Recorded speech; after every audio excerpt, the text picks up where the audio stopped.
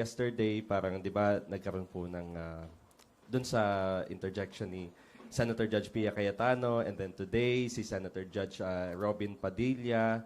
Kumusta po kayo, ma'am, after po nung nangyari po mga incidents involving the two senator judges? Of course, yung mga ganong interjections, that's part of the trial.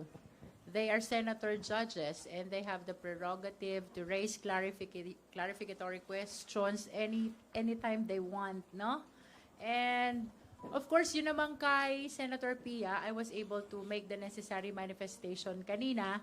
Hindi ko lang siya masyadong nag-gets agad kahapon because apparently she tried to limit my answer to yes or no only, and I was not given opportunity to explain. And that is why I really tried na ma-manifest kanina to put it on record. At yun na may paulit-ulit na rin sinasabi ng presiding officer during the entire presentation of NBI Director Melvin Matibag na yung affidavit ni Las Cañas ay present. Wait, this is merits. This is merits. The affidavit was presented to prove only what happened in the investigation and not for anything else. So, as to whether it is notarized or hindi, it should not be an issue. But how did you feel, ma'am? Did you feel na medyo off po yun or nabastos po ba kayo or nalimitahan? Paano po I feel deprived. Deprived of the opportunity to explain, no? And that is why kanina nung tinatanong ako ni Senator Robin, I cannot answer without qualifying. Because it's hard to be confronted with a question of yes or no only. Because it's important that you give context to your yes or to your no. Okay, last question na lang po. Sabi niyo po kanina, you presented the powerful witnesses kahit natatatlo lang po sila. So, would you say, ma'am, na nag-suffice po yung tatlo na yon kahit na winidraw na po yung naunang anim? Kumbaga, sabi niyo nga po kanina, kompleto na yung sa grave threat. So, hindi na talaga kinailangan dahil sapat na yung tatlo po na ito. That is why I said, instead of doing the direct, the prosecution finds it unnecessary to conduct the redirect examination. That is for the reason that we honestly believe kompleto na ang testimonya ng aming tatlong testigo with respect to article on threat. All right. Agatha, I think you raised her.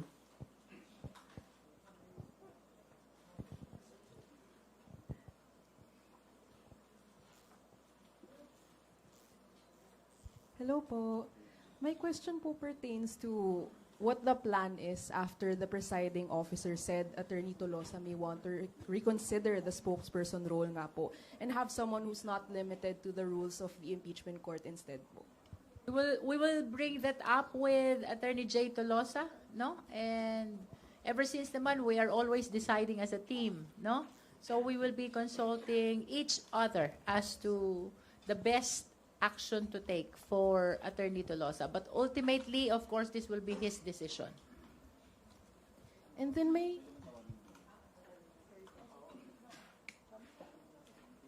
The question was posed not only for consideration of the prosecution but also for the defense, no? Because same situation si Attorney Poa, who also is a who was also a defense lawyer and at the same time a spokesperson. So, as our chair and lead public prosec has always said, all decisions of the prosecution, whether it be public or private, is always consultative, collegial and consensual. So pag-uusapan pa natin yan. And then regarding naman po specifically yung comment ni Senator Padilla na sana daw hindi one-sided yung prosecution daw po. Ano po yung reaction doon since parang umingay po sa loob ng session hall when that was said? Well, with all due respect kay Senator Judge Robin Padilla, no? Apparently, this impeachment trial is adversarial. Maliwanag yun. Kaya merong prosecution is to establish the case. Kaya may defense is to defend the innocence of the respondent, no? So, it is very much anticipated that the prosecution is biased towards presenting the case, presenting the evidence, no? Siguro mas nakakapagtaka pag naging neutral ang prosecution. At lalong nakakapagtaka kung i-defend namin yung respondent, no? So, I think Kong Jinky is very diplomatic, no? In her answer. Kasi ako, maginoo pero medyo bastos tayo. No? But I've always said that sometimes the Senate impeachment hearings are in black and white. And we're very appreciative that Senator Robin always brings color and surprise and excitement. It's as if, especially if he's the last one to manifest, nagigising po kaming lahat. Kanina talaga nagising kaming lahat. At pinagalitan pa kami sa front row. So may I use this opportunity to apologize to Senator Judge Robin. There was no intent to disrespect him. Kaya lang, syempre, pag lawyer ka at nasa litigation ka, i-emote ka mag-i-emote ka, no? Alam naman nila yung, hindi naman emote na drama, pero it is an instinctive reaction. There was really no intent to disrespect him when he said, lalong-lalo na yung mga nasa front row, nagtinginan kaming ganyan. Yung pala kami yun, nasa front row. So, Senator Robin, sabi mo, kaibigan tayo, forgive na lang. Hindi na kami uulit dyan. Pero, the prosecution really is for the prosecution. And the defense is for the defense. Hindi ba? Ganon. As we say, it is the nature of the beast. Senator Judge must be the one who is neutral. Okay. Yung siguro sinasabing dapat neutral, that applies to senator judges. Ang quote dyan, talbog rin sa inyo. Talbog sa inyo. Remind, I mean, if you're saying that to us, we're saying it back to you. It goes back to you. The issue of bias also. We're bouncing back the question back to you. That's tama ba is correct is talbog, no? So Ibalik lang natin doon sa tamang konteksto, no? Of course, with due courtesy to Senator Robin, nirirespeto naman natin yung kanyang pananaw na parang one-sided, no, ang prosecution. Pero ibalik natin, ang Kongreso ang siyang tumanggap ng impeachment complaint sang-ayon sa konstitusyon.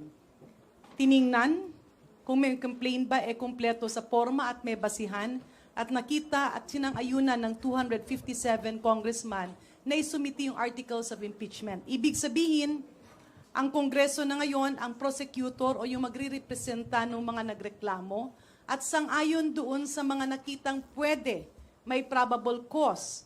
Ngayon ay naiakyat iyan sa korte na ang Senado in this case. Dito naman sa korte, talagang bubuksan mo na ang lahat ng pruweba na ipapakita ng prosecution para i-confirm or sang-ayunan or tuldukan yung mga reklamo at patotohanan yung mga reklamo. Yung defense naman ay yung akusado kung saan, in its word itself, defense, dedepensa. Yan po ang sitwasyon. Ang neutral ay ang senator judges kasi kailangan nilang pakinggan, i-analyze, pag-aralan, pagdebatihan ang lahat na related sa kaso para magdesisyon. Hindi pwedeng maging biased ang senator judges, pero ang defense talagang ididepensahan nila ang akusado. Ang prosecutor naman ay siya ang magtutulak para i-prove na meron silang tamang kaso. Yan po ang sitwasyon. Siguro, baka nasobrahan ng galing, no, ng ating mga prosecutors, kakibat ang ating private volunteer prosecutors. Kasi syempre, nakita siguro ng ating isang senator judge, hindi lang siguro isa, baka nakita ng karamihan na talagang solid ang ebidensya, hindi pwedeng malihis, hindi pwedeng mahinto, kailangan ipagpatuloy at kailangang tuldukan. Kaya nirerespeto namin si Senator Robin Padilla, pero ibalik natin, ano ba ang nararapat, ano ang dapat at saan ito patungo? Follow-up question lang po, Attorney. Ano po ba yung instinctive reaction that Senator Robin reacted to?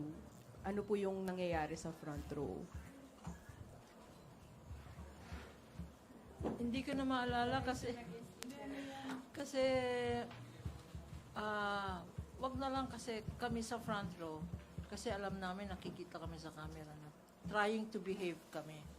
Trying to behave. Kaya lang minsan mahirap mag-behave kasi you react as a lawyer, no? You react kasi yung years of experience namin. Parang sa korte yan, di ba nanonood naman kayo ng mga court scenes, no? Di ba? Yung mga ibang lawyers pa nga, nagpa-pound on the table. Objection, Your Honor, yung mga ganyan. Kanya, nakaganyan na lang ako, nagdadasal na lang ako para hindi ako mag-react. No? But, you know, it is not out of disrespect. It is because of our years of training where we instinctively react to what we think is wrong or to what we think is unfair. As I've said before, we cannot, unlike, if it were the defense, for instance, we're prosecution, if it were the defense who made a statement or who made an unfair allegation, we can contest it. Kaya lang pag senator judges, syempre hindi pwede. So, and that is why sometimes our reaction is more visual than vocal. Sorry po. Very brief follow-up din since related naman po ito doon.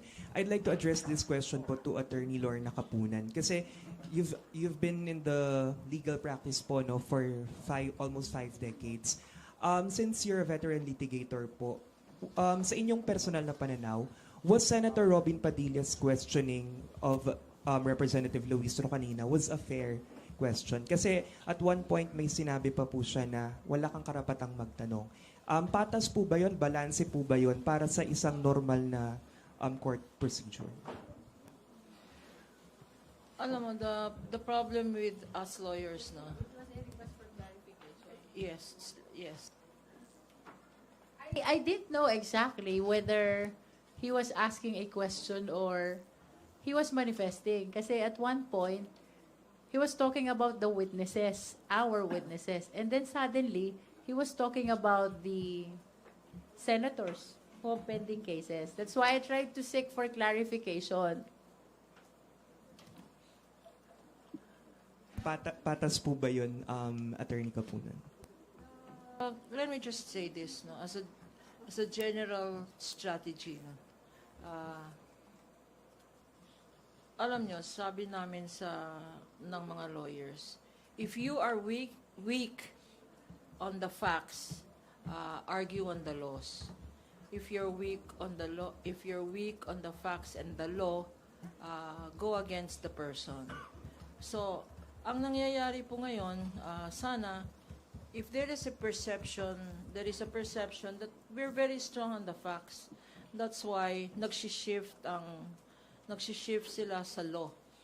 But now that it seems that there's also weakness in the law, nagsishift na ang defense sa personalities, no? Attacking the credibility of our witnesses, attacking some persons who are not even our witnesses, like to say that they committed crime or they are not worthy to be, they're not credible, no? Merong ang inatake na cited for perjury na hindi naman naming witness. And when that failed, there was an attack on our earlier 2 witnesses saying that maniniwala ba kayo sa even the 2 earlier witnesses, no, who were credible and competent. The attack now was on their may conviction or may kaso and all that, which is why we very welcome the statement of Kong Jinky when she says they have been vetted and there are no pending cases or convictions against them. And citing the law also, Chair Jinky did say that pending case will not, if there is no crime, conviction for a crime of moral turpitude, it will not affect your credibility as a witness.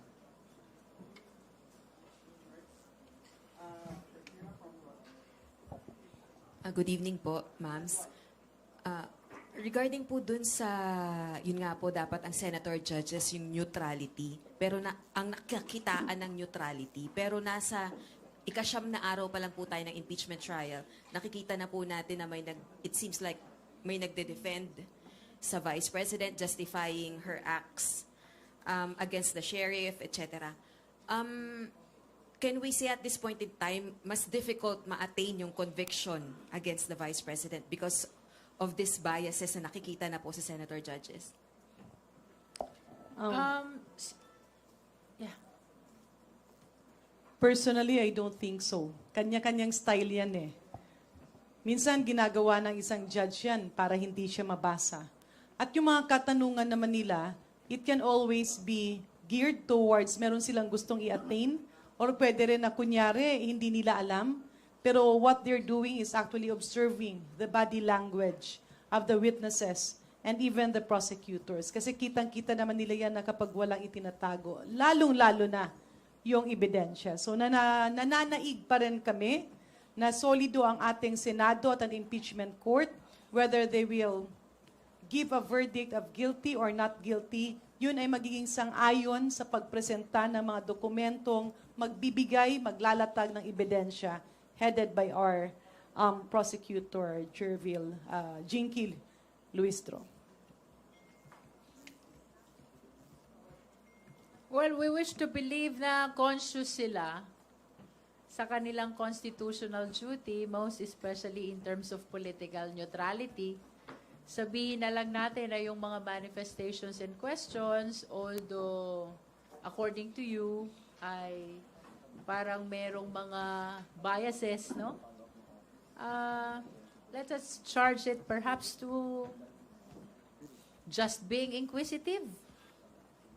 They are just being inquisitive. And at the end of the day, I am hopeful na political neutrality ang mananaig. Sapagkat napakaliwanag niyan sa Senate rules on impeachment, and they were the ones who drafted and approved that Senate rules, no? So, bago pa tayo, dapat sila yung pinaka-conscious about the mandate of political neutrality. Also make dagdag, no? The one being judged here is not only the Vice President. The judges also are being judged by the public. Correct? So, marami pong nanonood ng impeachment trial. Sabi namin, it is your right to information. It is an exercise your right of discernment. From the evidence presented in the impeachment court, from the questions and answers of the judges, of the witnesses, and for what the documents speak, no? And from that, discern the truth. Don't be dissuaded by what you perceive as any bias of judges, no? So this is also a good reminder at this stage na tapos na yung first article namin of impeachment, which is violation of the oath of office, culpable violation of the Constitution, high crime, and betrayal of public trust, fitness to run through grave threats and inciting to sedition. Although you judge what you saw.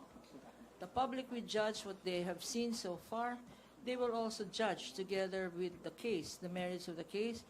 They will also judge the judges. So, reminder to, I guess, to the court that the public is out there watching you. Last na lang po on my part. Nakita po namin sa presentation nyo po nitong article na grave threats, naghati po ang private at public prosecutors sa pag-present at direct examination po ng witness. Will we be seeing that in the next articles of impeachment? Freestyle to. Freestyle, no? So wala namang kaming specific format na inobserve or fina-follow. It can be entirely private prosecutors so long as they are under the direct control and supervision of the public prosecutors. It can be entirely public prosecutors as well, no? Siguro, let's charge it to team effort regardless of kung sinong nakikita nyong tumatayo sa podium. Ultimately, effort yan ng buong impeachment team ng House.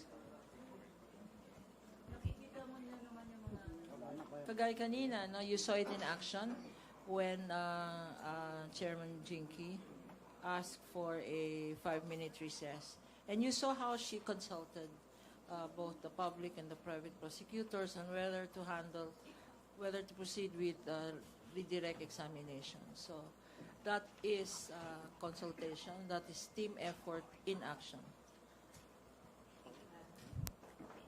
Is that it, Rosalie? Okay, let's hear now from Dwight. Hello po. Ito ba?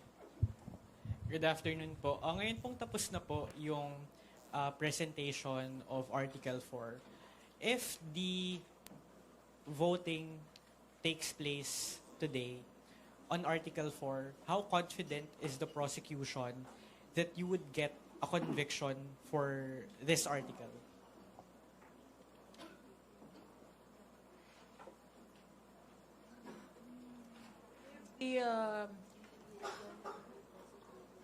Okay, if it is dependent alone, if a conviction or acquittal is dependent alone on the evidence of the prosecution, then I can say very confidently that the prosecution has proven its case in terms of grave threats and inciting to sedition, as they are impeachable offenses, not as criminal offenses. Kasi pag pinag-usapan, laging dinadala sa elements of grave threats and inciting, no?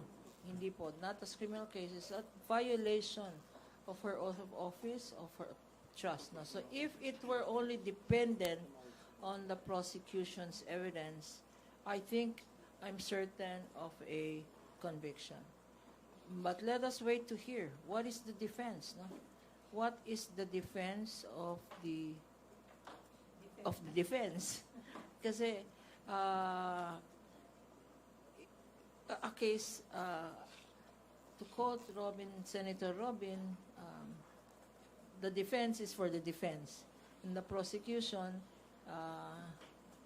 is not biased. We're really for the prosecution. So let's wait for what it will also depend on the absence of a defense. Kasi the absence of presence of kasi pag nakita natin yung pre-trial order, parang yung mga exhibits nila at saka yung mga witnesses nila, kapareho namin eh.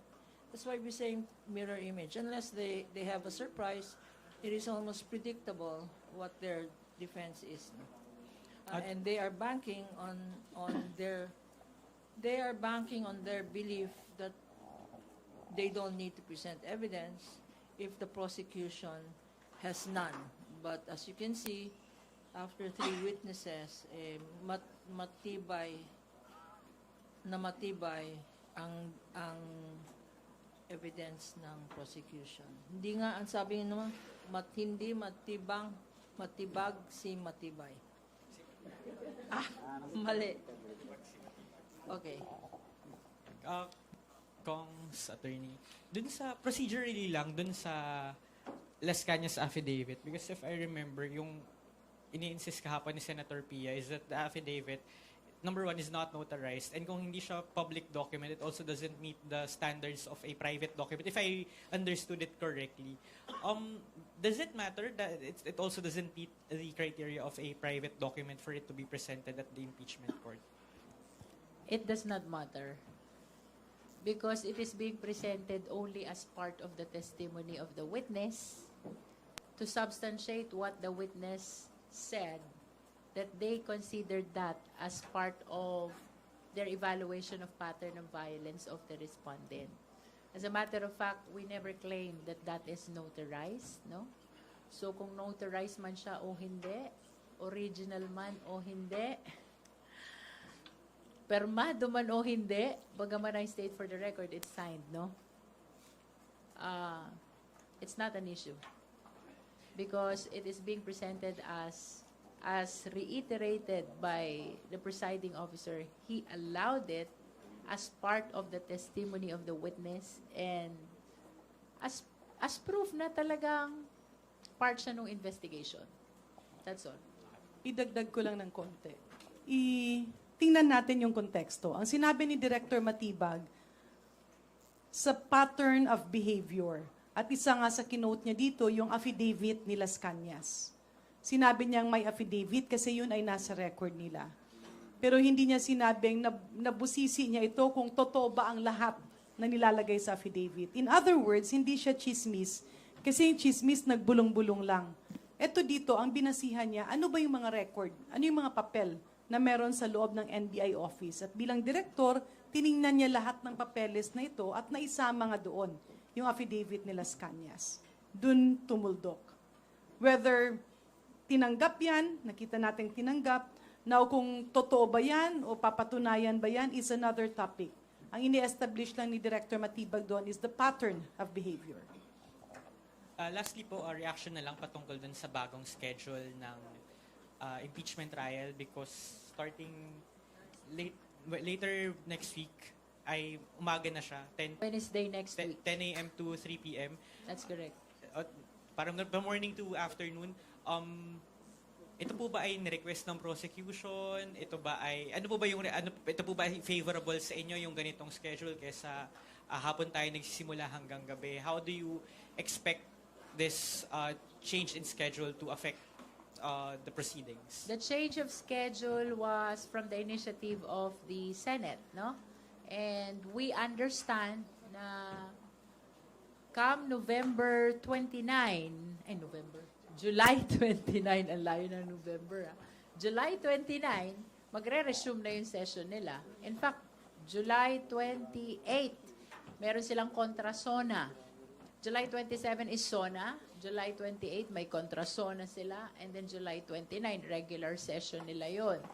And I wish to believe na kaya na-adjust yung schedule ng trial to morning until 3 o'clock is to give time for them to be able to continue yung legislative work naman nila, no?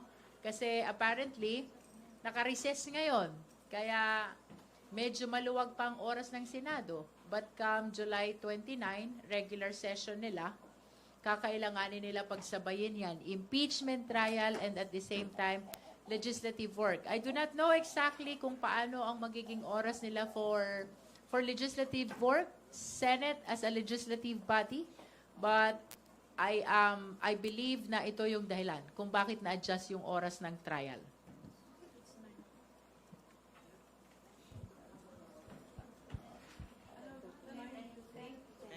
Ten to 3 with lunch break. Parang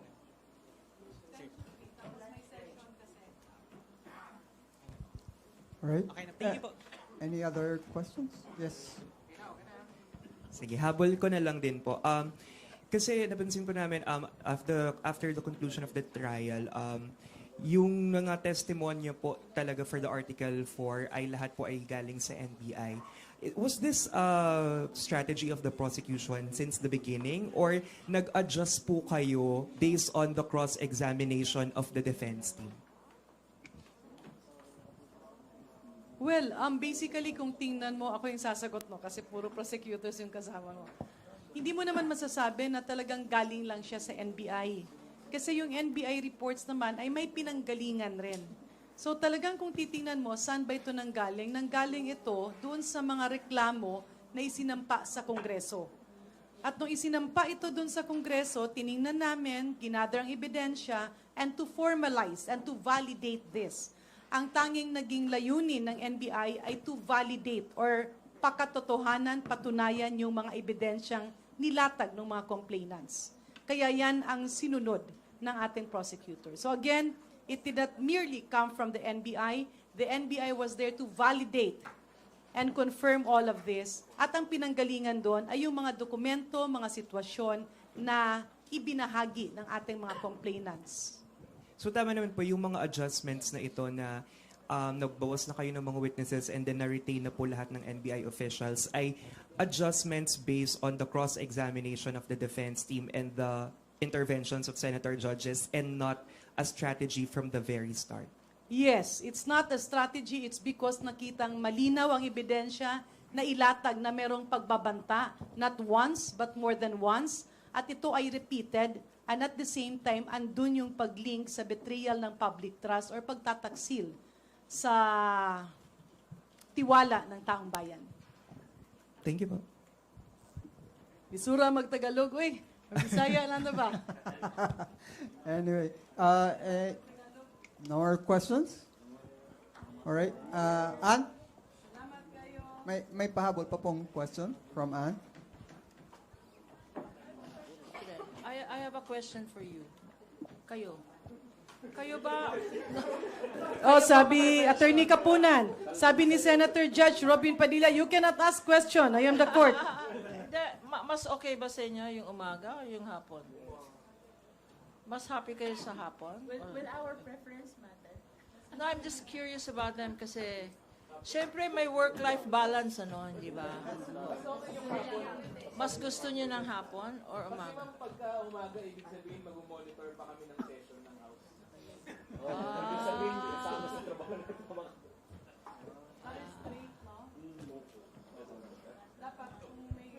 So better ang hapon sa inyo. Eh, do you write a letter to the Senate?